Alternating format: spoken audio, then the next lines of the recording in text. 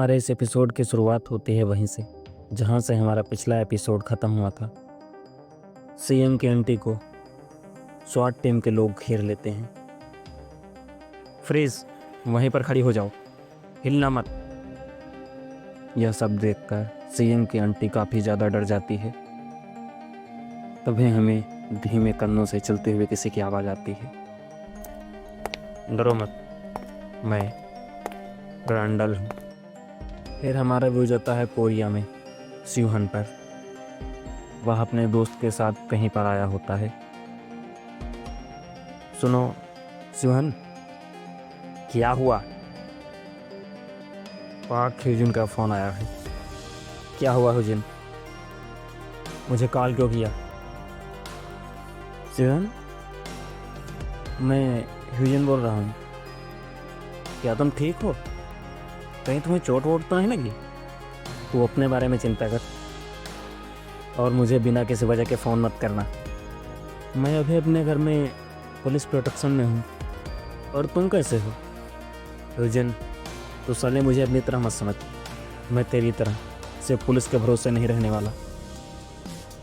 सही कहा, तुमने तो सिंजन ग्रुप के भी सिक्योरिटी गार्ड्स रखे हुए हैं।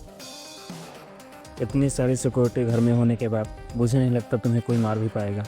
सही बोला। अब साले उस सीहन को आने दे मेरे सामने। मैं उस साले को जिंदा ही गाड़ दूंगा। वैसे मैं बता दूं, अभी मैं अपने घर पर नहीं हूँ। मैं अभी यांगसान आया हुआ हूँ। यांगसान? वहाँ पर क्यों? चूतिए, रात को ही मेरे डैड ने मुझे यहाँ पर भेज दिया था। यह यूएस का मिलिट्री बेस है और यहाँ सीएम तो क्या, उसकी परछाई भी नहीं आ सकती। और अभी मेरे साथ सीहो भी है। तुम तो काफ़ी अच्छी जगह पहुँच गए हो। मुझे नहीं लगता कोरिया में अभी इससे ज़्यादा कोई सेफ जगह है। हाँ ठीक है, तू अपना फ़ोन रख। वैसे भी मैंने बहुत ज़्यादा बात कर ली तेरे से। ठीक है, रखता हूँ। और कॉल काटने के साथ ही वह डर से कांपने लगता है क्योंकि उसके सामने सीएम खड़ा है। सीएम, प्लीज़ मुझे छोड़ दो। मैंने बिल्कुल वैसा ही किया जैसा तुमने कहा था। अब मेरी जान बख्श दो। तुम्हें पता चल गया ना सिवहन कहाँ है, इसलिए प्लीज़ मुझे जाने दो। जब मैं तुम्हें बुली करता था उसमें मेरी गलती नहीं थी। मैं उनके सामने और क्या कर सकता था? और वैसे भी तुमने भी देखा होगा, सारा मज़ा सिवहन ही लेता था। इसलिए प्लीज़ मुझे जाने दो। प्लीज़, मैं तुमसे भीख मांगता हूँ। मैं उस समय गलत था।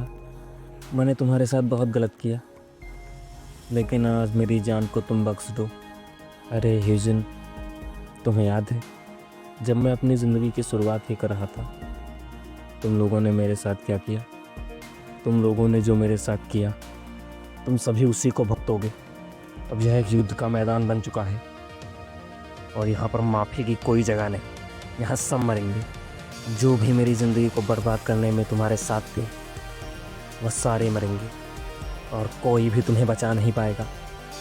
इतना कहने के साथ ही सिंह अपनी तलवार से ह्यूजिन के 2 टुकड़े कर देता है।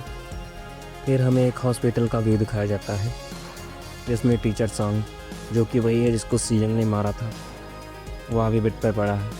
उसके दोनों हाथ, एक पैर और उसके रीढ़ की हड्डी में चोट आई है। उसको हॉस्पिटल में देखने उसके भी मास्टर आए होते हैं और यह सभी चीज़ें उनका स्टूडेंट समझा रहा होता है। सर, इतनी चोट खाने के बाद मुझे नहीं लगता वह कभी भी।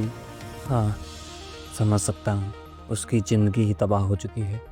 मास्टर को अचानक ही अपना ट्रेनिंग हॉल छोड़कर वहाँ पर जाना पड़ा। यह सारा सब कुछ एक रात में हुआ है। हाँ, समझ सकता हूँ, लेकिन पता नहीं अब इसका छोटा भाई क्या करेगा। मास्टर, मैंने हमारे सभी लोगों को इंस्ट्रक्शन दे दिए हैं। जब तक आप कोई ऑर्डर नहीं देंगे तब तक हम कोई भी एक्शन नहीं लेंगे। तभी उसके मास्टर का फ़ोन बजता है। काफ़ी समय हो गया सर आपसे बात किए हुए। हाँ, सच बोल रहे हो। मुझे यह सुनकर काफ़ी दुख महसूस हो रहा है जो आपके स्टूडेंट के साथ हुआ। ये सब मेरी वजह से हुआ है। नहीं, ऐसा नहीं है। उसका फ़र्ज़ था कि वह अपने ड्यूटी को पूरा करे और उसने अपना काम बाखूबी किया है। तुम्हारे बच्चे अभी तक सेफ़ हैं, इसका मतलब है कि उसने अपना काम पूरा किया। तो अब तुम आगे के बारे में क्या सोच रहे हो? उसकी आप चिंता ना करें, हमने मिलिट्री को काम पे लगा दिया है और जब तक काम पूरा नहीं होगा हम शांत नहीं बैठेंगे। तो फिर ठीक है, अब हमारी बात बाद में ही होगी। क्या सुमन यहाँ पर है? आपका मतलब सोसाइटी ऑफ प्योरिटी के हेड?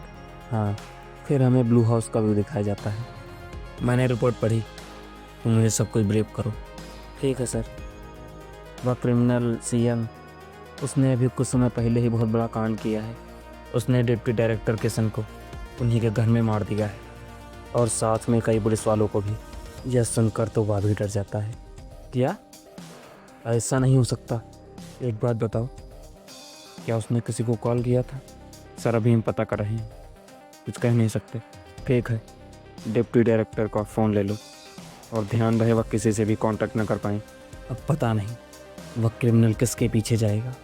अब मेरी बात ध्यान से सुनो, सारे रास्तों को ब्लॉक कर दो, कोई भी कहीं से आना या जाना नहीं चाहिए।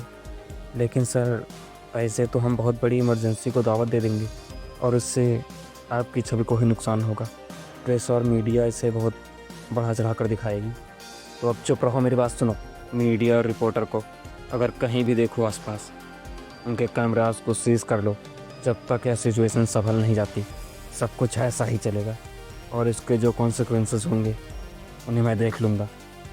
सारी जिम्मेदारी मेरी है। अब चाहे जितने दिन लग जाएं, मैं उस साले कमीने को मार कर ही रहूँगा। सर, मैं आपकी बात को समझ रहा हूँ जो आप कहना चाह रही हैं, लेकिन एक दिन किसी न किसी को तो पता चल ही जाएगा। अगर ऐसा है तो इमरजेंसी लागू कर दो। किसी को भी कुछ भी पता नहीं चलना चाहिए कि यहाँ पर हो क्या रहा है। ठीक है सर। मिलिट्री को सारे देश में फैला दो, उसे ढूंढ निकालो। ठीक है सर। आप जो काम उस पर छोड़ दें। फिर हमें सीएम का व्यू दिखाया जाता है। वह एक बस स्टॉप आया होता है। यह सारे लोग मुझे देखकर भाग क्यों रहे हैं? मैं तो यहाँ पर सिर्फ इसलिए आया क्योंकि मेरे पास कोई लाइसेंस नहीं है, नहीं तो मैं खुद ही चला जाता।